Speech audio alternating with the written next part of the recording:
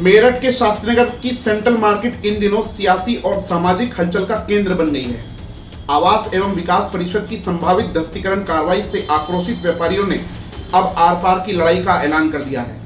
अनिश्चितकाल बंद की घोषणा के बाद 21 और 22 फरवरी को पूरे मेरठ बंद का आह्वान किया है। खास बात यह है कि 22 फरवरी को प्रधानमंत्री का प्रस्तावित मेरठ दौरा भी है।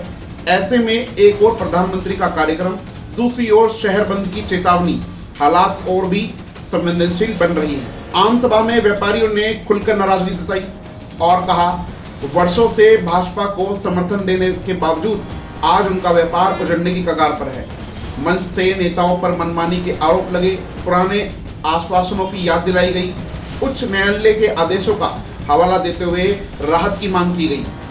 सुप्रीम कोर्ट में लोकेश खुराना की याचिका पर सुनवाई के बाद 6 हफ्ते में कार्रवाई के निर्देश पहले ही दिए जा चुके हैं, जिससे व्यापारी की बेचैनी और बढ़ गई है। सभा के दौरान माहौल तब और भावुक हो गया जब एक व्यापारी की पत्नी ने चेतावनी दी, यदि एक भी दुकान पर हथौड़ा चला तो आत्महत्या कर लूंगी। वहीं प्रधानमंत्री पर टिप्पणी की तो सभा में मौजूद भाजपा नेता असहज नजर आए। व्यापारी शंकी वर्मा ने इसे सिर्फ कारोबारी नहीं बल्कि मां बहनों की लड़ाई बताते हुए इसे सम्मान और अस्तित्व की जंग करार दिया। अब सवाल यह है कि प्रशासन सख्ती दिखाएगा या व्यापारियों को राहत मिलेगी। क्या मेरठ बंद का असर प्रधानमंत्री के कार्यक्रम पर पड़ेगा? सेंट्रल मार्केट का यह संघर्ष अब सिर्फ बाजार तक सीमित नहीं बल्कि यह शहर की सियासत और सड़कों पर असर डालने जा रहा है। आप देखें यह रिपोर्ट। शास्त्रीनगर सेंट्रल मार्केट के व्यापारी आवास एवं विकास परिषद के द्वारा अपने व्यापार को उजाड़ने की तैयारी से आक्रोशित हैं। शनिवार को व्यापारियों ने आम सभा की ओर सेंट्रल मार्केट को अनिश्चितकाल के लिए बंद करने व 21-22 फरवरी को पूरा मेरठ बंद करने का आह्वान किया। इस बीच व्यापारियों ने भाजपा के पुराने नेताओं के सामने भाजपा के खिलाफ टिप्पणी की तो वे असहज हो गए। शास्त्रीनगर समेत आसपास का अधिकांश इलाका भाजपा का कोर वोटर माना जाता है। आम सभा में व्यापारियों ने कहा कि वे लंबे समय से भाजपा को वोट देते आ रही हैं, लेकिन अब उन्हें लग रहा है कि उनका व्यापार समाप्त करने की साजिश रची जा रही है। व्यापारियों ने हापुड़ अड्डे पर सरकारी जमीन पर बने बाजार को लेकर उच्च न्यायालय के आदेश का हवाला देते हुए राहत की मांग की। व्यापार बचाओ संघर्ष समिति की ओर से पूर्व पार्षद सतीश गर्ग ने कहा कि सभी व्यापारियों को एकजुट होकर इस लड़ाई को लड़ना होगा। उन्होंने आवास एवं विकास परिषद के अधिकारियों पर मनमानी का आरोप लगाया। गर्ग ने बताया कि सेंट्रल मार्केट के लिए नई भवन निर्माण एवं विकास उप विधि तैयार की गई थी, जिसमें 18 मीटर चौड़ी सड़क पर बाजार बसाया जा सकता था। उनका आरोप है कि अब इस प्रस्ताव पर कोई कार्रवाई नहीं की जा रही, जबकि व्यापारियों को राहत मिलनी चाहिए। सतीश गर्ग ने यह भी कहा कि तत्कालीन कमिश्नर ऋषिकेश भास्कर, यशोद और अन्य जनप्रतिनिधियों ने बाजार को न तोड़ने का भरोसा दिलाया था। उनके लिखित आदेश के बावजूद आवास विकास विभाग बाजार को गिराने पर आमदा है। सेंट्रल मार्केट में आयोजित आम सभा में व्यापारी नेता शंकी वर्मा ने कहा कि लड़ाई व्यापारियों के साथ ही यहाँ बैठी तमाम बहनों की भी लड़ाई है। 22 को प्रधानमंत्री का मेरठ आगमन प्रस्तावित है। ऐसे में एक तरफ वे मेरठ में होंगे, दूसरी तरफ बंद होगा। लोकेश खुराना की याचिका पर 27 जनवरी को सुप्रीम कोर्ट ने मामले में सुनवाई की थी। न्यायाधीश जेबी पारदीवाला और न्यायमूर्ति संदीप मेहता के द्वारा इस प्रकरण में 6 हफ्ते में ध्वस्तीकरण के आदेश दिए गए हैं, जिसकी अगली सुनवाई 13 मार्च को होगी। इससे पहले आवास विकास को कार्रवाई कर अपनी रिपोर्ट दर्ज करनी है। इस दौरान अलका माखीजा ने प्रधानमंत्री नरेंद्र मोदी पर टिप्पणी की तो सभा में मौजूद भाजपाई असहज हो गए, मगर वे कुछ बोल भी नहीं पाए। तो वहीं व्यापारी की पत्नी रजनी शर्मा ने कहा कि यदि अब एक भी निर्माण पर हथौड़ा चला वे आत्महत्या कर लेंगी। 2014 में सरकार बनी थी, सबसे ज्यादा खुशी मुझे हुई थी कि एक छोटी सी दुकान पर चाय बेचने वाला हमारा महामंत्री या मुख्यमंत्री अब अच्छी सरकार चलाएगा। उसने क्या किया? वो तो गद्दी पे बैठ के अपनी औकात ही भूल गया और हम गरीबों को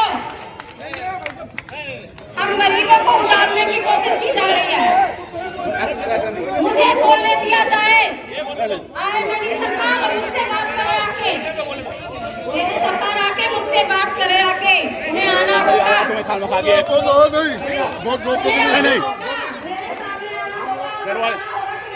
बोलने दो, जो बोलना हम नहीं बोलेंगे।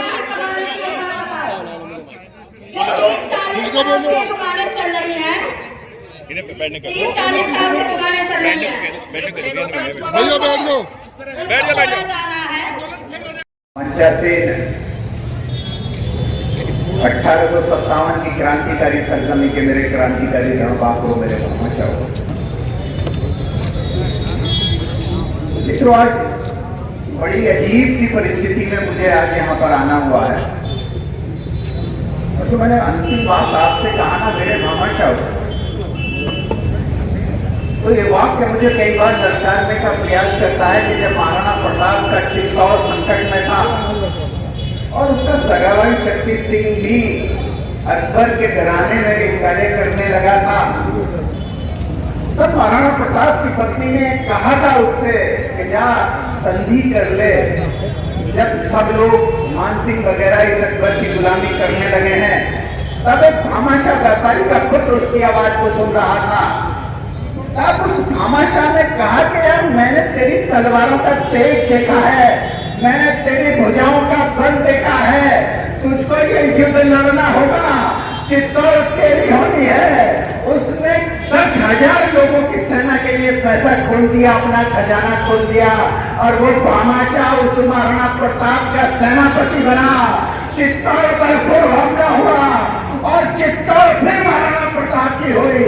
आपको बताना इतना चाहता हूँ कि उस महाराणा प्रताप पर एक भामाशाह था, और जहां तक मुझे दिखाई दे रहा भामाशाहों से सिर पटा पड़ा इस तेज घड़ी के जवाब के लोगों का।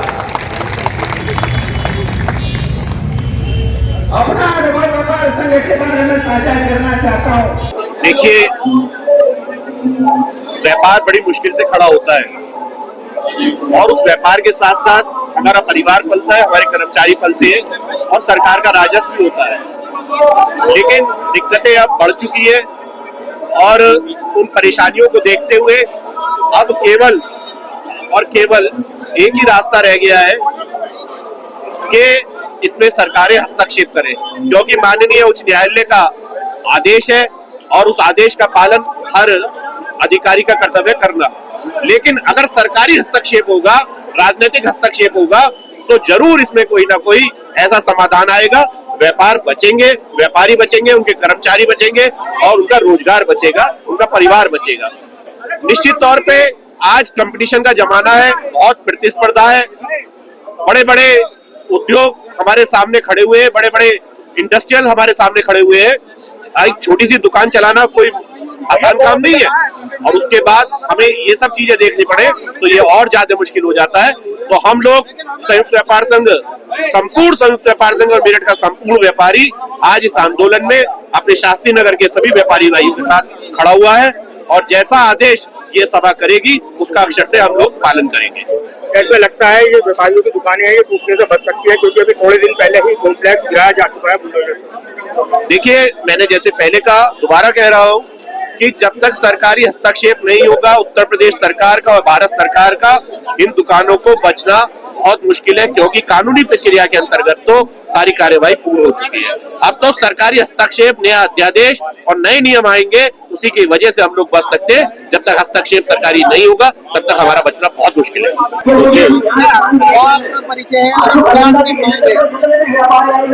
मेरा नाम तरुण गुप्ता है, संयुक्त व्यापार संघ मेरठ जिले में जो निर्वाचित संस्थान है उसका मैं उपाध्यक्ष। यहाँ शास्त्री नगर में जो व्यापारियों के साथ हुआ है बहुत बुरा हुआ और अब जो होने जा रहा है वो उससे बुरा है। 22 तारीख को हमारे देश के माननीय प्रधानमंत्री और माननीय मुख्यमंत्री जी यहाँ मेरठ में आ रहे हैं। व्यापार संघ पूरा मेरठ का व्यापारी, शास्त्री नगर के व्यापारियों के साथ और आवश्यकता पड़ेगी तो उस दौरान हम अपने प्रदेश के और देश के मुखियाओं से बात करके सबको परिवर्तित करने का प्रयास करेंगे। मेरठ का व्यापारी एक होगा और निश्चित तौर पर उस कार्रवाई को रुकवाने के लिए जो संभव प्रयास हो सकेंगे वो प्रयासों को किया जाए। दुकानें बंद बंदी का जारी रहेगी, बाजार खुल जाएगा। निश्चित तौर पे बंदी जारी रहनी चाहिए और ये तब तक होना चाहिए जब तक कि ये फैसला टल न जाए और व्यापारियों के हित में को सुरक्षित रखने के लिए, व्यापार चलाने के लिए फैसला न आ जाए, तब तक के लिए बंदी जारी रहेगी। 661/6 का विषय माननीय सर्वोच्च न्यायालय में था। उनके आदेश के बाद 661/6 के 22 व्यापारियों को, बिल्डिंग को, भवन को जमींदोज करके बर्बाद कर दिया। आवास विकास के उन अधिकारियों के खिलाफ भी कार्रवाई करने की बात सुप्रीम कोर्ट के उस निर्णय में थी, लेकिन आज तक आवास विकास के उन अधिकारियों के खिलाफ कोई कार्रवाई नहीं हुई है। व्यापारी, हम उन सारे व्यापारी समाज के लोग अपने उन 22 व्यापारियों के पुनर्वास की भी मांग करते हैं। साथ ही साथ जो एक विध्वंस की बात है, पूरे शास्त्री नगर, मेरठ के शास्त्री नगर, माधवपुरम, जागृति विहार, इन क्षेत्रों के व्यापारिक प्रतिष्ठान को गिराने की बार बार अवैध बताकर बात की जा रही है। अभी माननीय सर्वोच्च न्यायालय द्वारा एक 6 हफ्ते में कुछ भवन को गिराने की बात करके आवास विकास के अधिकारियों को निर्देशित किया है कि वे उनकी जानकारी सर्वोच्च न्यायालय में दाखिल करें। हमारा ये कहना है कि विध्वंस तो कितना कर लो, हम तो गिरानी 661/6 गिरानी, बाकी भी गिरा देना, लेकिन पहले उन अधिकारियों के खिलाफ तो कार्रवाई करो। अगर अधिकारियों के खिलाफ कार्रवाई नहीं हुई तो हम भी उन्हें बाकी भवनों को गिराने नहीं देंगे, विरोध करेंगे। विरोध किया है, अगर ये ना सोचें कि केवल अवमानना के दोषी हम बनेंगे, अवमानना के दोषी वे अधिकारी भी बनेंगे। पहले उन अधिकारियों के खिलाफ कार्रवाई हो, फिर व्यापारी के खिलाफ किसी कार्रवाई की बात आएगी तो उस पर हम देखेंगे। आज हम खड़े बैठे हैं यहाँ पर, मेरठ के व्यापारी समाज इकट्ठा हो रहा है, पूरे शहर का व्यापारी यहाँ हो रहा है। आवश्यकता शास्त्री नगर के लोगों से बैठकर बात करेंगे। ये कितना लंबा आंदोलन शास्त्री नगर के लोग चलाएंगे, शास्त्री नगर से निकलकर ये पूरे मेरठ में आंदोलन फैलेगा, तो निश्चित रूप से हम इस आंदोलन को पूरे मेरठ तक ले जाने का काम करेंगे। तो कोई प्रतिनिधि मंडल भी आज इसमें आ रहे हैं, जैसे भाजपा कोई सी अधिकारी से बात हुई?